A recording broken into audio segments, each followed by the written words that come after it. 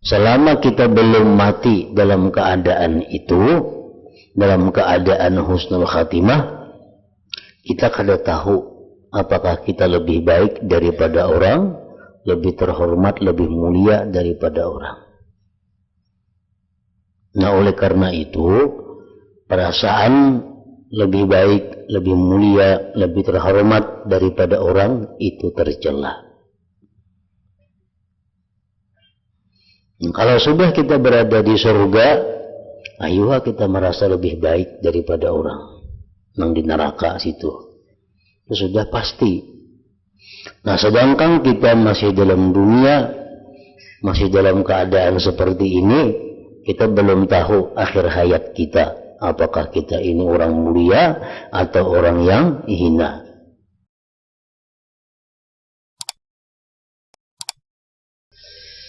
Pekerti jelek yang satu ini, perilaku yang jelek yang satu ini takabur.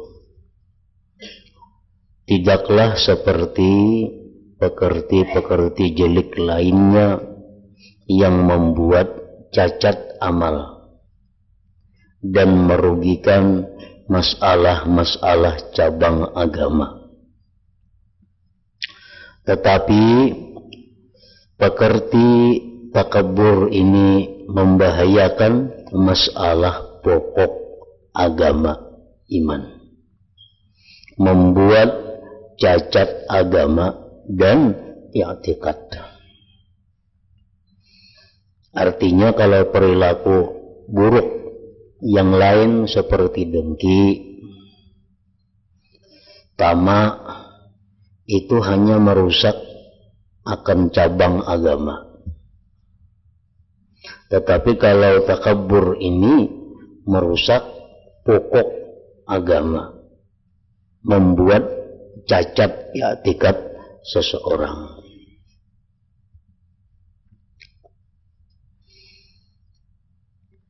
Apabila kelakuan ini, takabur itu menjadi kuat dan menguasai, tidak lagi bisa memperdapati kebaikan. Wal'iyadzu billah, dan berlindung dengan Allah daripada sifat takabur ini. Takabur itu ta'rifnya adalah tardul haq wa ghamsun nas.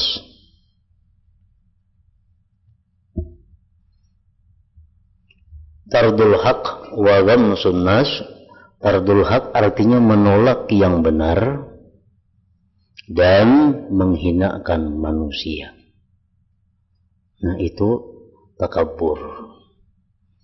Menghinakan manusia baik dengan perkataannya, baik dengan tingkah lakunya, baik dengan tulisannya, baik dengan matanya, baik dengan kaki tangannya.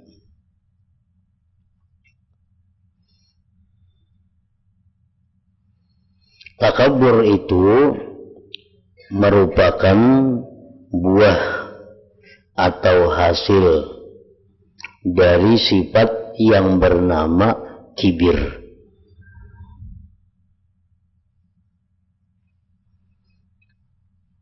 Tidak ada takabur kalau tidak ada kibir itu.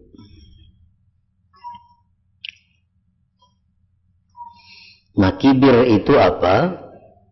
Kibir itu merasa dirinya lebih mulia daripada orang lain, merasa dirinya lebih suci daripada orang lain, atau merasa dirinya lebih hebat daripada orang lain, atau merasa dirinya lebih terhormat daripada orang lain.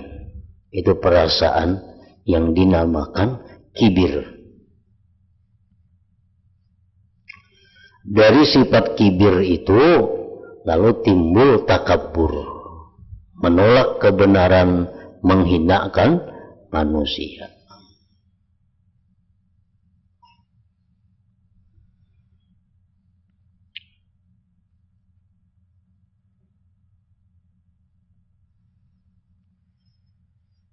Kenapa kita kada boleh merasa lebih baik, lebih mulia, lebih terhormat daripada orang lain? Karena perkara mulianya kita, terhormatnya kita, itu ditentukan waktu kita sakaratul maut atau akhir hayat kita. Kalau kita akhir hayat atau mati dalam keadaan husnul khatimah, nah di situ kita baru mulia, di situ kita baru terhormat, di situ kita baru lebih baik. Selama kita belum mati dalam keadaan itu, dalam keadaan husnul khatimah, kita kada tahu apakah kita lebih baik daripada orang, lebih terhormat, lebih mulia daripada orang. Nah, oleh karena itu, perasaan lebih baik, lebih mulia, lebih terhormat daripada orang itu tercela. Kalau sudah kita berada di surga, ayuh kita merasa lebih baik daripada orang yang di neraka situ. Itu sudah pasti. Nah, sedangkan kita masih dalam dunia, masih dalam keadaan seperti ini, kita belum tahu akhir hayat kita, apakah kita ini orang mulia atau orang yang hina.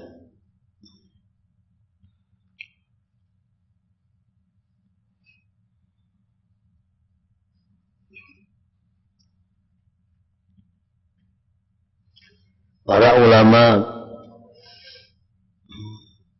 telah meneliti dari mana perasaan baik, perasaan mulia itu timbul di dalam hati kita. Dari mana datangnya perasaan kita ini terhormat daripada orang lain.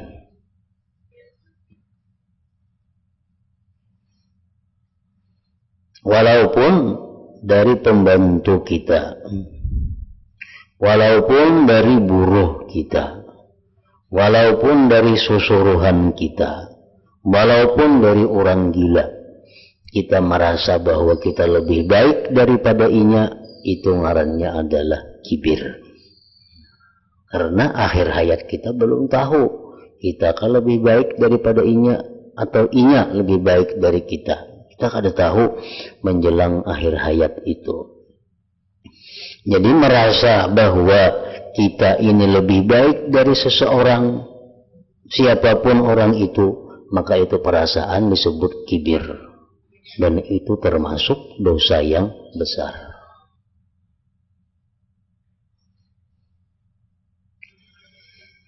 Jadi para ulama tadi telah meneliti di mana kebiasaan itu datangnya perasaan lebih baik, lebih terhormat, lebih mulia daripada orang lain.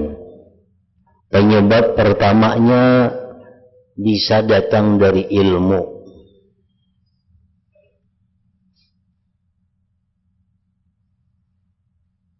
Merasa diri kita berilmu, merasa diri kita punya pendidikan, merasa diri kita punya titel, lalu kita merasa bahwa kita ini lebih mulia daripada yang lain. Nah, dari ilmu itu seringkali datang sifat kesombongan, sifat kibir tadi. Karena kita sekolah tinggi, lalu kita menghinakan yang sekolah rendah. Karena kita sarjana, lalu merasa mulia daripada orang yang sekolah hanya tamat SD atau SMP sejenisnya. Nah, jadi yang sangat sering sekali bahwa kesombongan itu datang karena ilmu.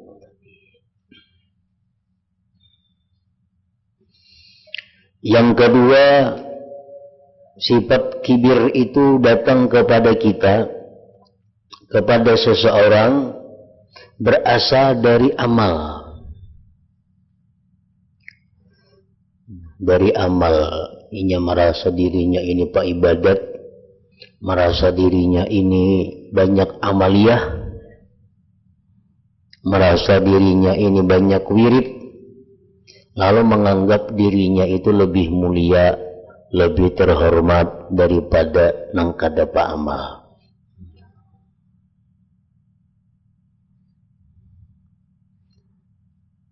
Nah, itu satu kesalahan. Yang ketiga, di mana kesombongan itu datang berasal dari nasab, dari keturunan.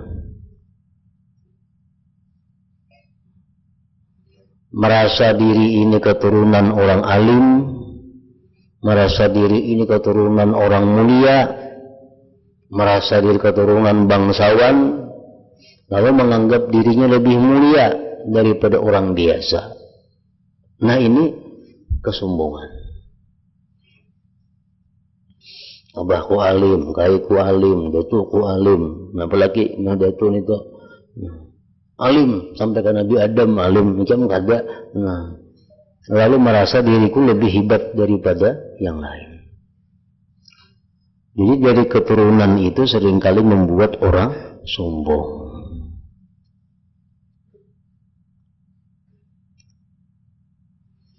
Yang ketiga, yang keempat, ghina, kekayaan. Karena dirinya merasa kaya, dirinya merasa punya harta yang berlimpah ruah, lalu merasa dirinya lebih mulia, merasa dirinya lebih afdal, merasa dirinya lebih baik, lebih terhormat.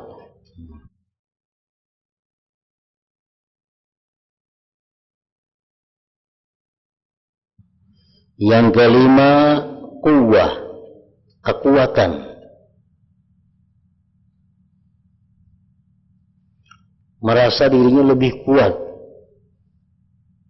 Baik kuatnya itu karena kuat tenaga, atau kuat itu karena kuatnya kedudukan atau pangkat jabatannya, lalu merasa bahwa dia lebih baik, dia merasa lebih mulia dari orang lain. Dan di situ pintu-pintu di mana kesombongan datang. Yang keenam, jamal, keelokan, ketampanan, kecantikan, keindahan, kebungasan. Merasa dirinya itu paling bungas di kampung itu, lalu ia merasa paling mulia, paling hebat, paling harap. Ada hakon bakawan bila ada bungas kawannya. Kenapa? Karena merasa dirinya baik.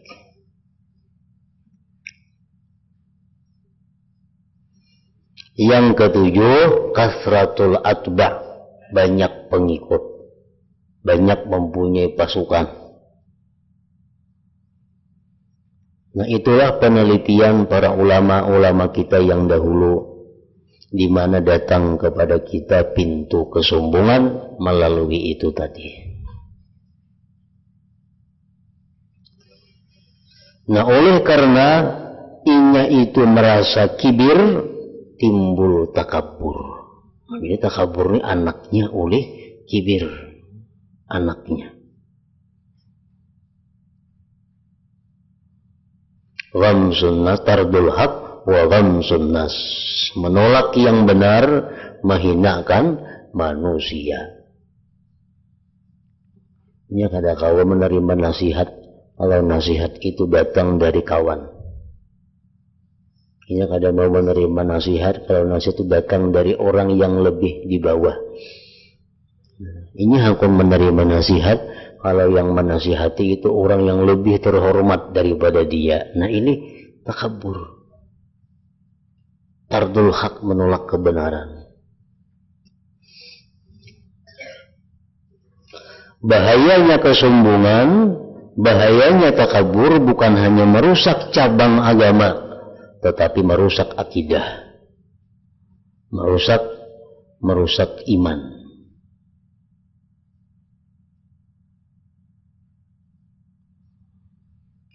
Ujar orang, gawian ikam itu kada boleh. Jangan lagi macam itu. Bah, ada kawa kok. Siapa kamu mengerti aku? Atap kugawi.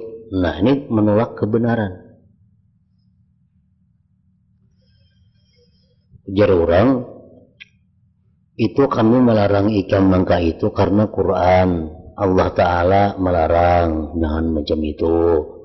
Rasulullah melarang, ikam jangan macam itu.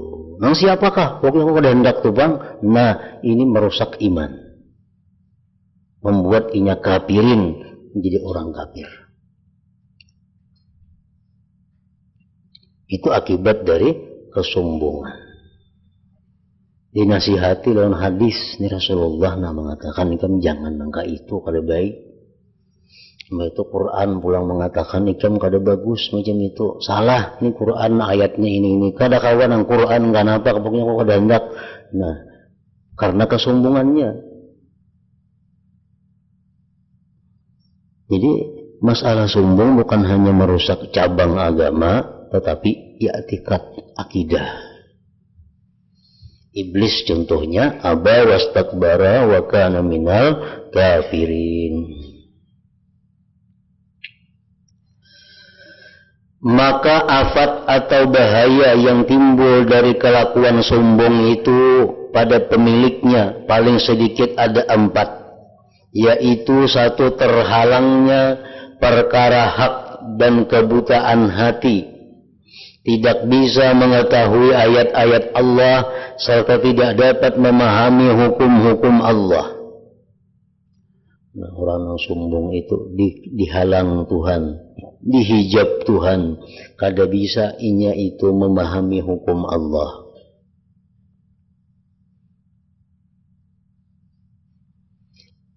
Allah Ta'ala berfirman, sa'asrifu an ayati alladzina yatakabbaruna fil ard bighairil haqq. Artinya aku akan memalingkan, menjauhkan dari ayat-ayatku orang-orang yang takabur di muka bumi tanpa hak.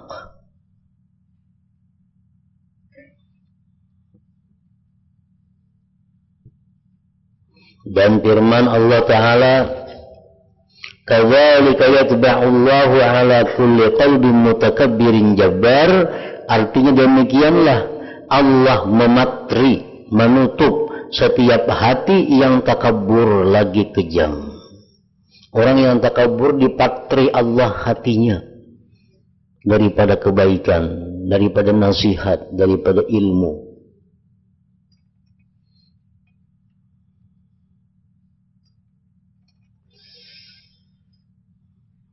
Yang kedua, bahayanya daripada takabur itu mendapat kemurkaan dan kebencian Allah. Allah Ta'ala berfirman, innahu la yuhibbul mustakbirin.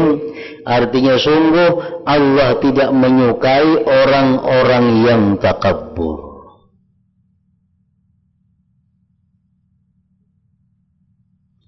Bila Allah sudah kadang menyukai seseorang, maka amal ibadah apapun yang dilakukan seseorang itu ditolak oleh Allah.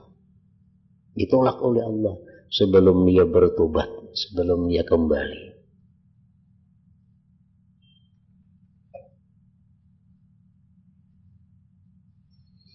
Innahu la yuhibbul mustakbirin. Allah tidak menyukai orang-orang yang takabur.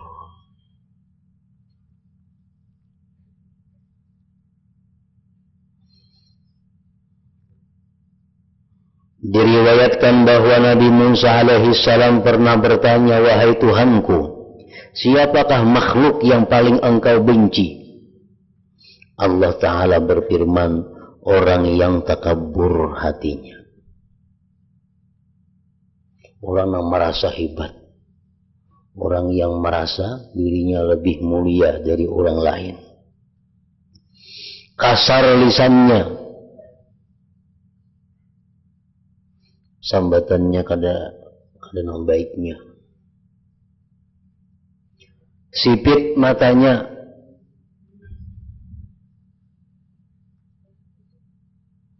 Artinya tidak bisa menangis. Kadang mau menangis terhadap kesalahan, terhadap dosa yang pernah dilakukannya. Pelit tangannya, kikir, bakhil, dan jelek akhlaknya. Nah, itu orang-orang yang tidak disukai Allah. Yang pertama, orang yang takabur hatinya tadi.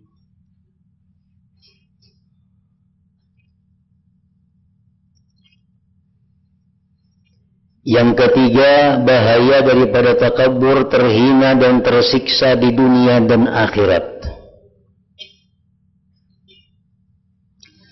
Hatim rahimahullah berkata, jauhilah kematian dalam keadaan salah satu dari 3 hal ini. Pertama takabur, yang kedua tamak, dan ketiga angkuh. Sebab orang yang takabur itu tidak akan dikeluarkan Allah dari dunia sebelum kehinaannya ditunjukkan kepada keluarga dan pelayannya yang paling hina. Jadi orang-orang yang sombong itu artinya belum inya mati sudah dihinakan orang, sudah dicaci maki oleh orang. Beluman lagi inya mati.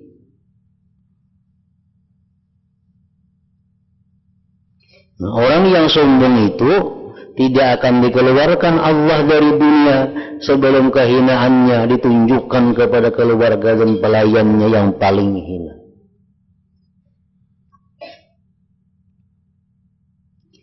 Dan orang yang tamak tidak akan dikeluarkan Allah Ta'ala dari dunia sebelum ia berhajat kepada sepotong roti atau seteguk air dan ia tidak bisa menelannya. Artinya orang tamak itu orang yang mati dalam keadaan kelaparan, kehausan. Sedangkan orang yang angkuh tidak akan dikeluarkan Allah dari dunia sebelum diguling-gulingkan kepada air kencing dan kotorannya.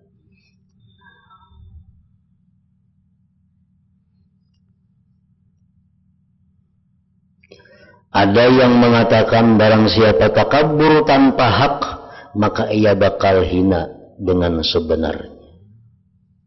Takabur tanpa hak artinya takabur nang kada bujur. Jadi takabur itu ada juga nang bujur. Takabur itu ada yang disuruh. Apabila kita disuruh takabur, di waktu kita berhadapan dengan orang takabur. Di waktu kita berhadapan orang takabur, kita berhadapan orang yang sombong, kita disuruh sombong. Nah, ini takabur yang benar. Tujuannya apa? Untuk melemahkan ketakaburan orang itu, untuk menghancurkan ketakaburan itu. Misalnya ada orang takabur mengisah-ngisahkan tentang kehebatan dirinya, tentang keberanian dirinya. Lalu kita disuruh takabur kepada orang itu supaya orang itu lemah, supaya orang itu kalah. Ini takabur yang benar. Asalkan apa yang kita sampaikan itu kebenaran yang ada pada kita.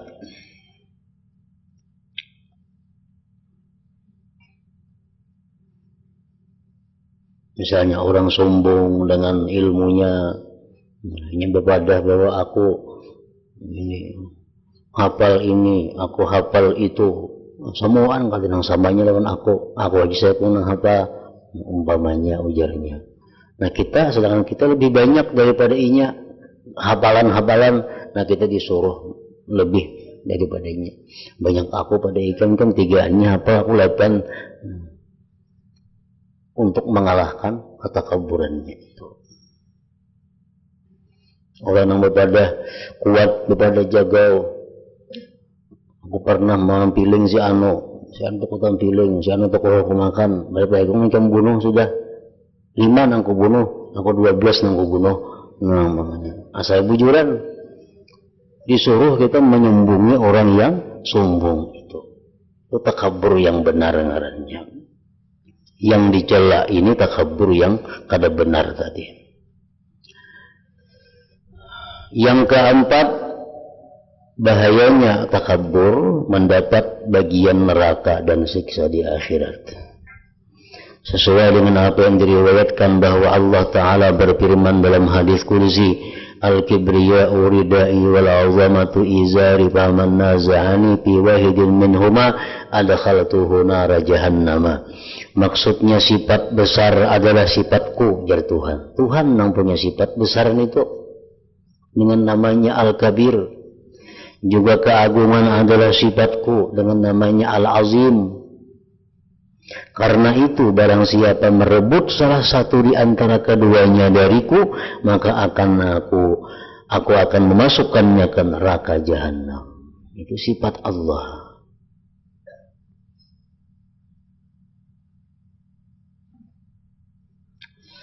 Kelakuan yang dapat meluputkan engkau dari ma'rifatullah dan memahami makna ayat-ayat Allah serta hukum-hukumnya yang merupakan dasar semua urusan agama. Lagi pula dapat menimbulkan kemurkaan Allah kepada engkau, kehinaan dunia dan neraka di akhirat itu. Tidak seyogianya bagi orang yang berakal melupakan begitu saja. Jadi takabur ini selalu datang kepada hati kita. Bila kita mempunyai ada ilmu, mempunyai ada amalia, atau mempunyai kekayaan, atau mempunyai kekuatan, takabur itu pasti datang kepada kita setiap saat. Nah, bila kita waspada, kita menyadari, oh aku ini takabur pun macam ini, aku salah kalau macam ini, aku minta ampun kepada Allah. Nah, jadi hati kita selalu diawasi, dijaga daripada sifat takabur ini. Takabur itu datang kepada kita pertama kali, itu masih dimaafkan oleh Allah. Nah, kalau diteruskan, nah hanya dicatat sebagai takabur. Umpamanya kita duduk. Kita merasa orang berilmu, atau kita merasa orang kaya, atau merasa pejabat yang tinggi, merasa mulia. Tiba-tiba datang menghampiri kita orang yang hina, orang miskin, orang hina, datang, duduk menatai kita. Nah, kadang-kadang syaitan datang kepada kita membisiki, wah, ini udah cocok kawan ikan duduk di situ. Ikan orang besar, ikan orang mulia. Sampai ikan aku duduk bertatai lawan orang hinaan itu. Nah, itu bisikan syaitan datang kepada kita. Mesti kita lawan, mesti kita ubati. Kalau kita rusakkan bisikan itu membawa kita kepada kesombongan tadi.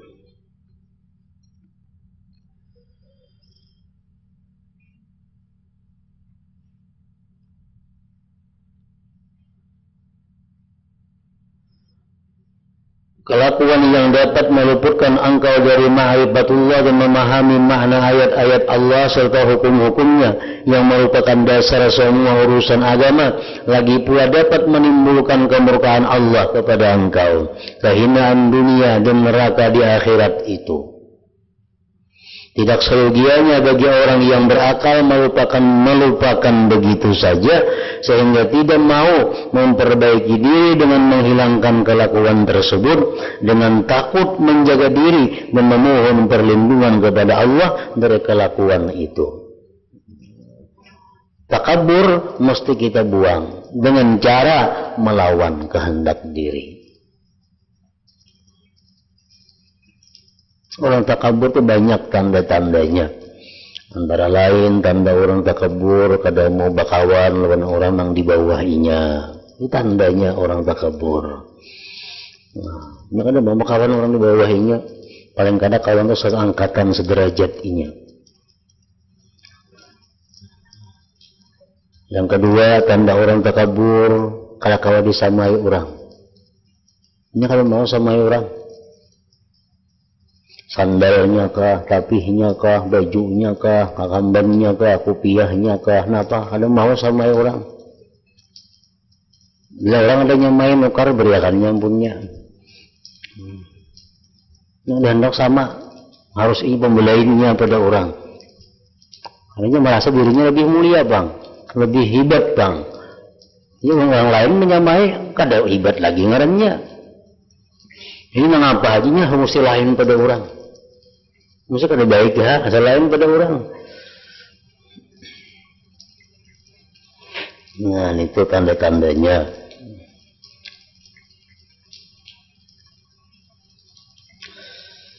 Semoga Allah berkenan menjaga kita semua dan memberikan pertolongan dengan anugerahnya.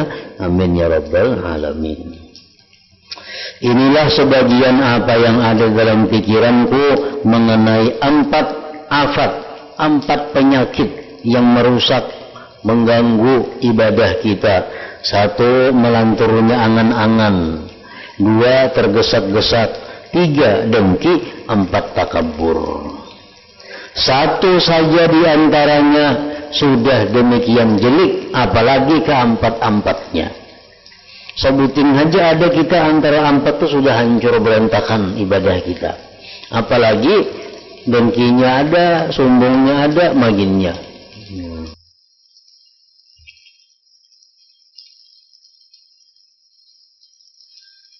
Jika engkau berkata apabila masalahnya demikian, yakni afat penyakit 4 macam pekerti ini dan kewajiban menjaga dirinya, maka tidak boleh tidak harus mengetahui hakikatnya dan ta'rifnya.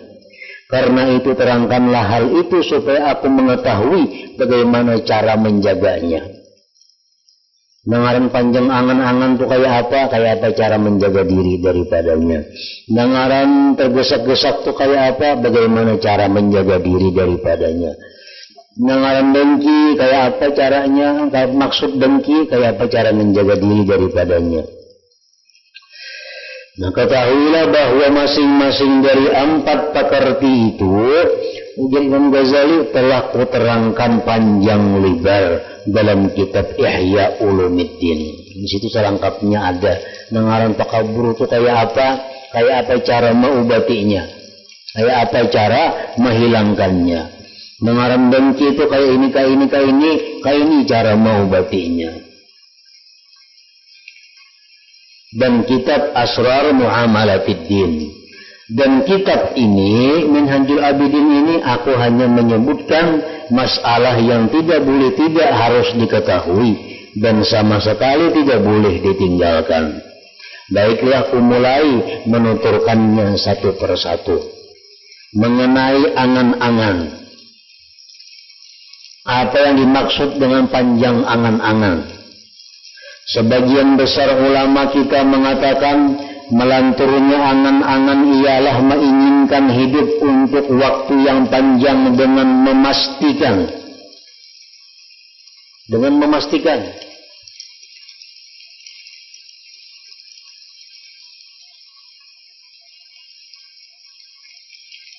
Itu sudah panjang angan-angan. Walaupun hari itu juga. Akayana kamarian, ubayari. Kena kamarian kulitangi. Kena isok. Memastikan. Itu ngarannya panjang angan-angan. Dan itu dosa.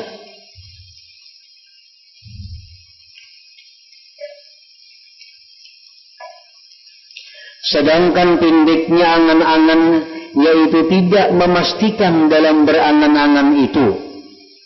Misalnya mengkaitkannya dengan istisna insya Allah, dengan kehendak dan ilmu Allah dalam menuturkannya, atau dengan syarat baik dalam menginginkannya.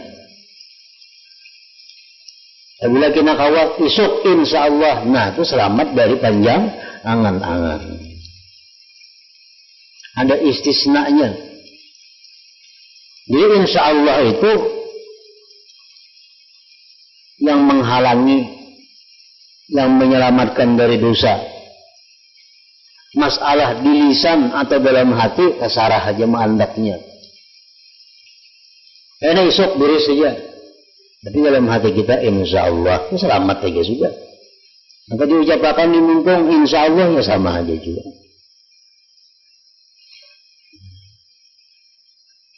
Dengan demikian bila engkau menyebut-nyebut hidup engkau umpamanya, aku masih akan hidup sesudah tarikan napas yang kedua, atau jam yang kedua, atau hari yang kedua, dengan memastikan, maka engkau dinamakan orang yang melanturkan angan-angannya. Hal ini merupakan maksiat, karena yang demikian berarti memastikan perkara gaib. Berdosa itu. Untunglah gara-gara nih isuk diris. Nah, pasti. Sedangkan memastikan perkara yang kita kada tahu hukumnya adalah haram. Isuk tuh gaib lagi, tahulah kita. Tidak memastikan berdosa. Nah, jadi itu ngarannya panjang angan-angan.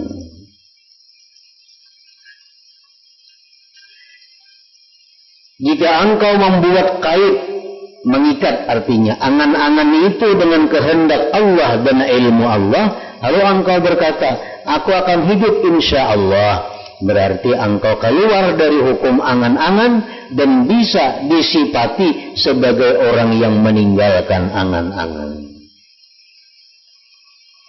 Karena tahun akan datang, kutentung akan insya Allah. Nah, selamat.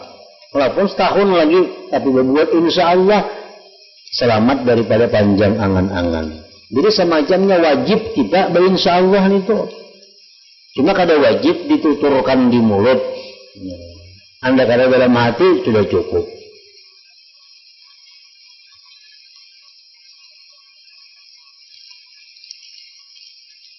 Orang-orang yang kada beriman atau kekanakannya kada akan berinsya Allah, padahalnya kada pasti. Bila dah pasti hanya pada akannya bujur. Nah, karena insya Allah besok kebayari. Yang insya Allah biar pasti aja. Nah, ya Allah. Itu orang kada beriman. Dan insya Allah kada akannya. Pasti aja harus insya Allah.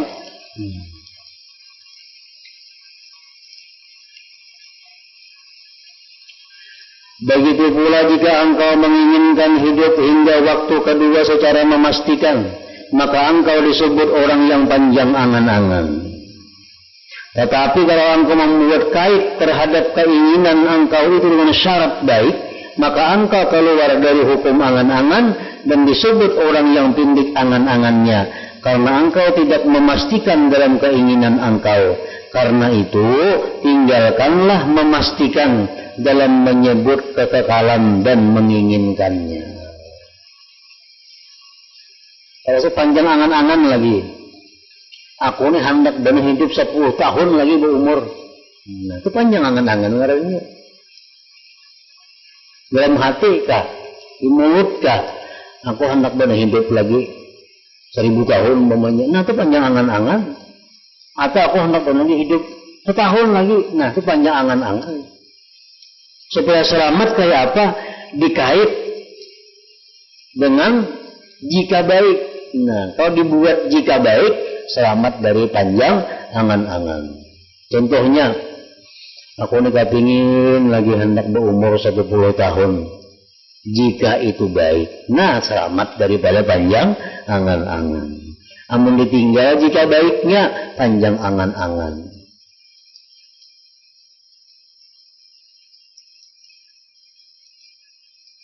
Jadi ada 2 yang menyelamatkan kita dari panjang angan-angan. 1, insya Allah. Yang kedua, syarat jika baik. Dalam hati, kepingin ya aku lagi hidup 10 tahun. Amun baik, nah amun baik, ayo buati amun baiknya itu.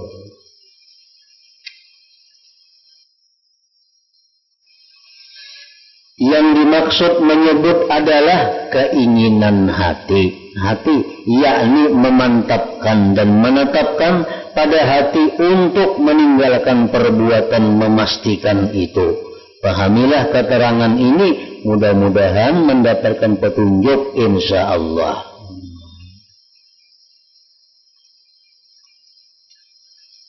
Nah, jadi kada baik kita hendak panjang umur dalam dunia ini.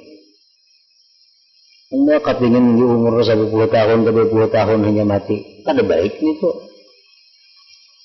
Kalau kada ditambahi, jika baik. Hendak lagi berumur 20-30 tahun, amunnya baik, amunnya membawa kebaikan. Nah,